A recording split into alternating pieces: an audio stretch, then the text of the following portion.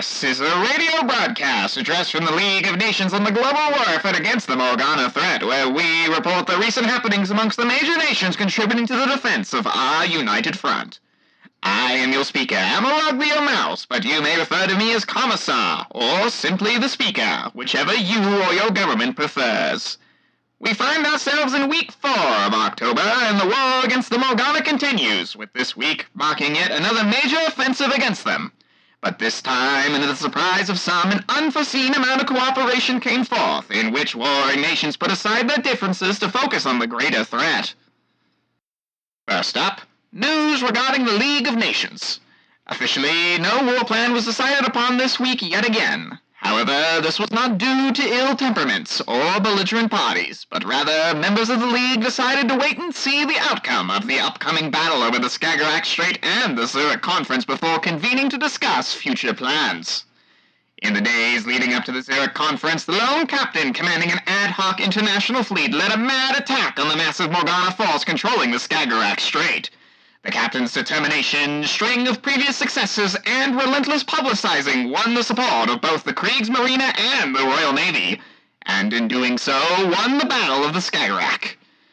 In lieu of this, Sean Lester and those in the League striving for greater unofficial cooperation had been handed a priceless gift for their efforts in coordinating an international response to the Morgana threat. However, that was not the only view that would be present at Zurich. Joseph Avenel maintained that the League could only work through members, and that it could not endorse the INPF until all belligerent parties had rejoined the League. Hopefully, such a prospect will eventually be possible, so that we may better fight against our foreign invaders. With that comes a brief update from the Allies, who, with careful coordination between the Royal Navy and the Marine Nationale, established the necessary defenses across the Channel, and the ferries begun to move to and from France, bringing in troops and supplies. Their professionalism of the logistics, planning, and communication spoke well of the Allies' chances in the war ahead. Following that brief update from the Allies, we head over to the Mediterranean to hear news from Italy, who, with today, marks their 8th week in a row as the leading nation in combating the Morgana threat. It's quite an impressive feat to sustain such efforts for so long, but it is this such effort we hope to see continued in the future. This week, despite the recent tempo of operations, captains of the Regia Marina unanimously enacted the war plan Not in My Front Yard, and subsequently turned their attention to the Morgana forces lurking in the Adriatic Sea. The Morgana had become increasingly proficient in disguising themselves in the islands, and the experience of the campaign was considered likely to prove important in rooting them out comprehensively. The Dalmatian Islands campaign was promoted as a boon to Yugoslavia as well as to Italy, and was duly applauded by the League of Nations as such. But Prince Paul of Yugoslavia must have seen an iron fist inside the Italian's velvet glove, as he was certainly meant to. The continued activity at sea sapped the Regia Marina's ability to continue operations, however. The oil situation in particular was becoming a concern. Their stockpile, thought to last for the next several months, is dwindling faster than they had anticipated with all of the recent conflicts. Regardless, Mussolini's regime was altogether satisfied with the week, and with that statement, an expansion to the types of people affected by the Confino di Polizia was also announced. The aftermath of the destruction of Vanity's palace was taking turns no one had predicted. Artists all over Italy began to sketch it, as if by memory, and discussion of its inhuman aesthetics flowered in the bars and salons of Milan and Napoli. It was proving difficult for Italian people not to mourn the strange beauty which they had destroyed. It was also proving difficult for Vanity to accept her defeat. She raged in the Tyrrhenian Sea, vowing imminent revenge. Perhaps Italy should focus on repairing and resupplying their navies before disaster strikes. Following that, we head over to the Pacific with the Empire of Japan, who is the second leading nation contributing to the defense of our united front. This week, as preparations for the ceremony at the Yokosuka Naval Arsenal continued apace, Japan suddenly closed the waters of the Yellow Sea to non-military ships following the enactment of their latest war plan studying the Black Ships, which found a meager 51% support. From what I could source, sedition had evidently attacked Taiwan, although casualties are rumored fortunately to be light. Access to the Ryojun province was similarly barred to all non-military personnel as well. Despite Dairen falling under the Army's jurisdiction, reports state that an investigation conducted by the Imperial Japanese Navy began following the sudden closures, though no comments came from either branch in regards to what the investigation was about. Seeking answers, I spoke with a friend of mine in the overseas Ken Petai, who said that something of interest to the Navy came ashore following the Battle of Dairen, but refused to say anything else. In the aftermath of the Soviet-Romanian attack on disease, governments around the world sought assurances that she was not up to her old tricks, especially those in Dairen. The Japanese government declined to respond until their inspectors completed their investigation, however. How long the situation in Dairen would persist is unknown, but it was generally recognized that it would soon affect commerce for the region. Overall, however, the speed and effectiveness of the response by the newly restored Guard District improved the situation between the Army and the Navy. Hopefully, this means more cooperation between the two branches in the future. After that, we crossed the Pacific into the shores of the United States, who is the third contributing nation to the war against the Morgana. In the waters adjoining the Pacific Northwest, the United States Navy cracked down hard on Morgana surface raiders lurking in the region this week, through the war plan, the threat in British Columbia, which garnered 80% support amongst governmental bodies, who, like the Navy, were more than happy to extend help to their neighbors in need.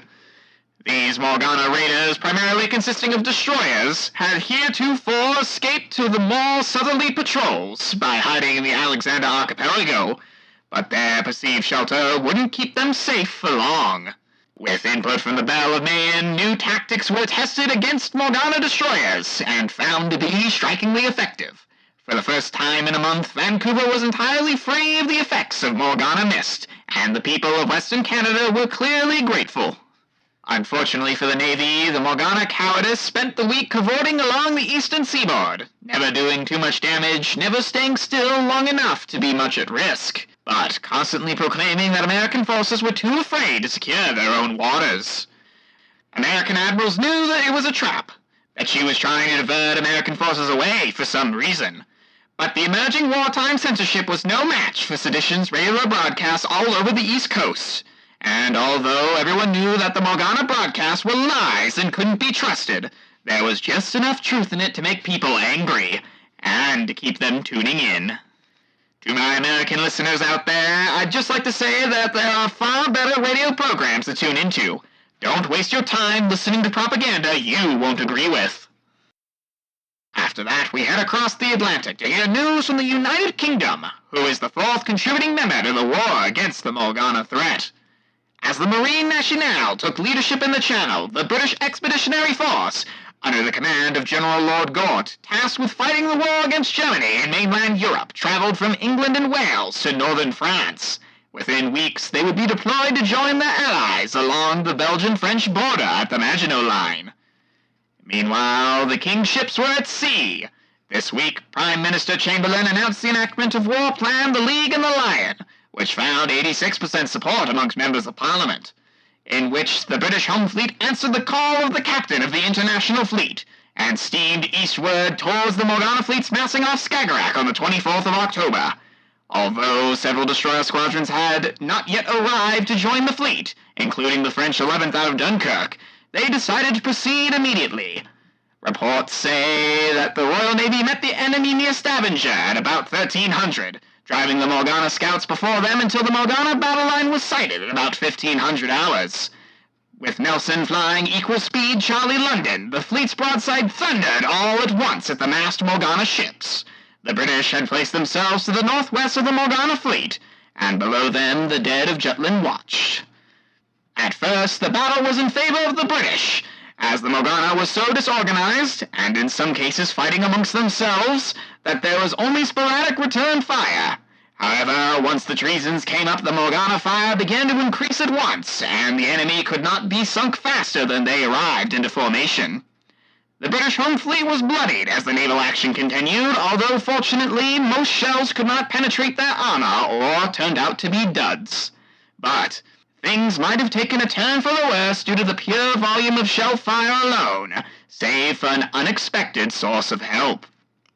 At about 1600 hours, the Kriegsmarine arrived and turned the tables, Caught between the two fleets, the pincered Morgana formation shattered within half an hour, with most fleeing south into the Wilhelmshaven barrage, and subsequently their dooms. During the succeeding night battle, there were few tense moments when the two estranged fleets nearly fired upon one another, but open conflict was avoided. After the last action of the evening, HMS Ajax and KMS Blücher gave each other 21-gun salutes, an able courtesy as unexpected as it was unlikely to be repeated.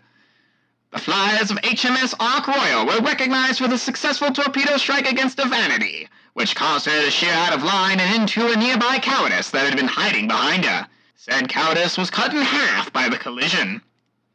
HMS Calypso also won recognition when quick thinking disrupted a small group of Morgana cruisers that unexpectedly crept up on the fleet from the west. She prevented a torpedo attack and sunk a dismay in the process of this particularly savage battle. The two fleets retired on the 25th, with the home fleet returning to Scapa Flow and the Germans back to Kiel. The British would need time to refit and repair after this battle, as further operations in the state would place the fleet increasingly at risk. This victory was received oddly back home, however, and there was a kind of popular malaise developing. The common people of Britain were finding the basics of everyday life harder and harder to find, but it seemed like the toffs, the politicians, and anybody who knew somebody was getting along very nicely. British boys were being sent to fight the Germans in France, but at the same time the Navy was keeping the Morgana from pushing past Denmark and raining hell on German ports. The people were getting unexpectedly surly, a stark contrast to the general reputation of the British people. Following that, we head across the channel to hear news from France, the fifth contributing member against the Morgana. Fearing that a land offensive by the Germans was imminent, the French were more than accepting of further troops sent by the United Kingdom. Daladier's government voted upon, passed, and enacted the war plan setting out the Welcome Mat, which found 88% support. Subsequently, the Marine Nationale sortied into the channel to ensure the safe travel of the British Expeditionary Force. With the Marine Nationale patrolling north and south of the Dover Barrage, and train ferries already making the crossing to the Channel ports, the British Expeditionary Force began assembly near Arras, and it was estimated that it would be at least 2 weeks before they were prepared to take up their defensive sector. It was a logistical triumph for France and the Allies in virtually every way. The Marine Nationale and the Royal Navy proved that they could coordinate smoothly under duress, while at the same time contributing to the fight against the Morgana. Reports state that the French in particular were quite active in devising the signals and protocols that enabled smoother joint operations during the transit. As a result, the two fleets would henceforth be able to collaborate even more deeply. Despite that, the Marine Nationale was to be represented by the 11th Destroyer Division at Skagerrak, but they were unable to reach the home fleet before the battle began. They aided in sweeping up remaining Morgana vessels on the 25th, however.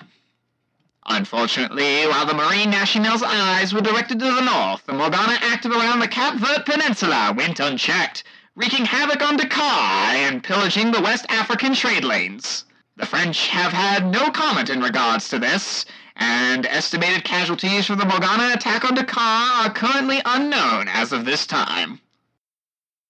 Following that, we head north to hear the latest reports from Germany, who is the sixth contributing nation to the war against the Morgana.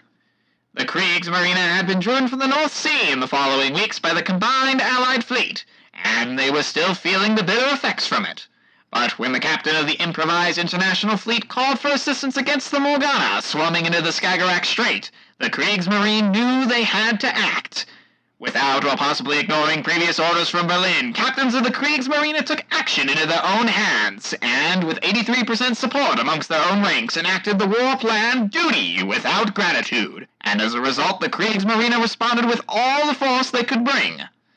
At Skagerrak, the British were the first to engage, driving the Morgana scouts south from Stavanger, before engaging the Morgana battle line at about 1500 hours on the 24th of October. The home fleet had been trading blows with the Morgana up until about 1600 hours when the Germans arrived. KMS Scharnhorst was leading the fleet with many others in tow.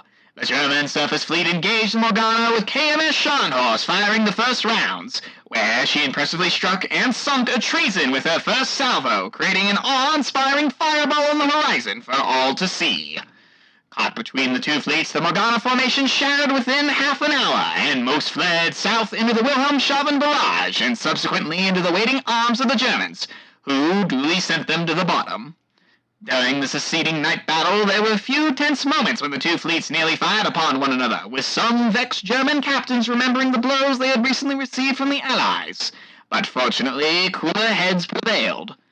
Also of note in said night battle was the KMS Max Schultz, who was damaged by naval mines after leading a Morgana Despair into a minefield, but did survive the noteworthy encounter. After the last action of the evening, the two fleets retired on the 25th. The Germans returned to Kiel, and the home fleet returned to Scapa Flow, though not before KMS Blucher and HMS Ajax gave each other 21-gun salutes. In a very real sense, it was also a win for the League of Nations as the Zurich Conference drew closer, and the Germans made it clear that it would continue to support League efforts to address the Morgana threat as long as the League didn't presume to interfere with the course of the legitimate wars on land. It wasn't all good news for Germany, however, as the Morgana situation in the southern Baltic region was becoming more complicated. After the surrender of Hell, the small garrison was forced to retreat after a full-scale attack by the Morgana, and in the aftermath, observations from the Luftwaffe show that they are erecting a structure off the coast, one of unknown purpose. The Kriegsmarine was forced to block traffic at the mouth of the Vistula. There was a Morgana obstruction that needed to be removed, and very carefully. The work was not completed at week's end, however, raising the possibility of unstable ordnance, or possibly something worse. To say that the port of Danzig was in a frenzy in the aftermath is an understatement. Meanwhile, rumors began to surface that a mysteriously displaced Admiral Scheer had seized an American cargo ship somewhere in the West Atlantic. It was a complication nobody really needed, and one that could have disastrous consequences for German-American relations. Lastly, but certainly not least, we turn our attention to the east and towards the Soviet Union, the seventh contributing nation against the Morgana threat. With the Morgana massing in the Skagerrak Strait and building unnatural structures near the Hel Peninsula, the Soviets were preoccupied with the Baltic this week indeed. In response, the decision not to send their limited vessels to Skagerrak was made by the Politburo, though sources say that it wasn't a unanimous one. In its place, the enactment of War Plan the Hank Peninsula was announced, in which Soviet captains of the Baltic Fleet were ordered to make itself a wall outside of Neva Bay in anticipation of coming disaster. Fortunately for the Soviets, though, no attack came. In other news, and much to the satisfaction of the League of Nations, negotiations with Finland proceeded under terms without a mainland concession. However, Juho Paasikivi departed Leningrad without signing an accord, stating that, quote, Helsinki would first need to be consulted, end quote. After Paasikivi's departure, the Finns had begun mobilizing troops toward the Finno-Soviet border, likely preparing for a possible Soviet invasion. Soviet military command and Stalin had noted this, and warned the Finnish, stating, quote, This cannot go on for long without danger of accidents, end quote. It is unknown how Helsinki will receive this latest offer. Meanwhile, in the White Sea, the Northern Fleet reported a number of Avarice sightings, albeit at some distance from human habitation. After a period of some confusion, they were ordered not to engage unless Avarice acted provocatively. Their reasoning? Naval Command had stated, quote, There was no point in wasting precious resources and risking human lives for control of a sea of ice and pretty views of the Northern Lights, end quote.